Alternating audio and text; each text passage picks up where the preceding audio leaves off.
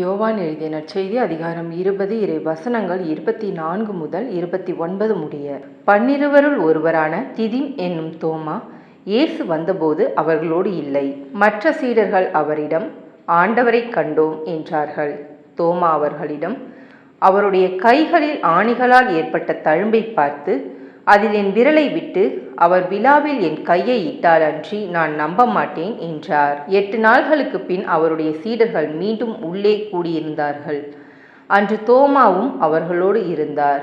கதவுகள் பூட்டப்பட்டிருந்தும் இயேசு உள்ளே வந்து அவர்கள் நடுவில் நின்று, உங்களுக்கு அமைதி உரித்தாகுக என்று வாழ்த்தினார்.